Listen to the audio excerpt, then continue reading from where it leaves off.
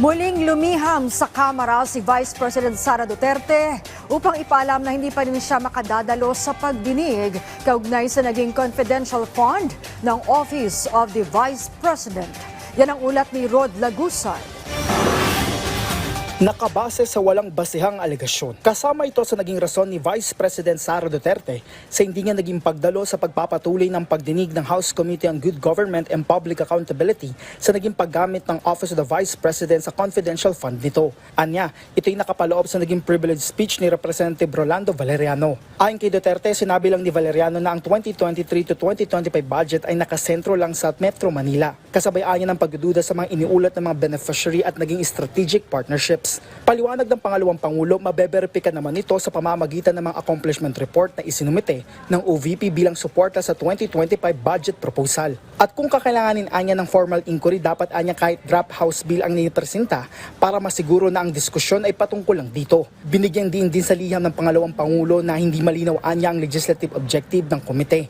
Sa bahagi naman ni Representative Joel Chua, House Committee on Good Government and Public Accountability Chairperson, ang kanilang ginagawang pagdinig ay hindi pag-atake. I must stress at this point that the sheer vastness of these potentially misused funds sets this matter apart from other instances of irregularity and disallowance.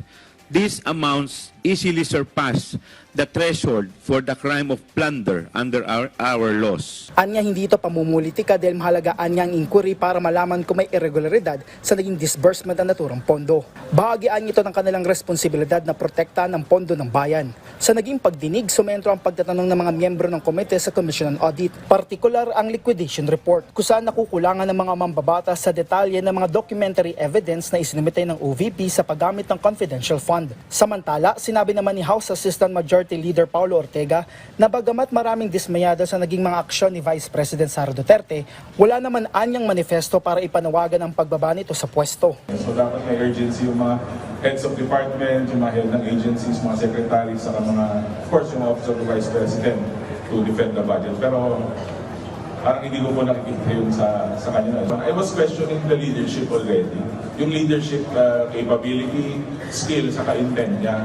Kasi I voted for her. As part of an agency, nakakalungkot po talaga yung ganun, di ba? Parang absent or absent-minded po yung head mo. Saan ka po huhugot ng gana, ng lakas? Anya may mga umuugong umano pero walang napag-uusapan patungkol sa impeachment kay Duterte, habang wala ring nagpapayag ng interes para magain ng impeachment complaint. Rod Lagusad para sa Pambansang TV sa Bagong Pilipinas.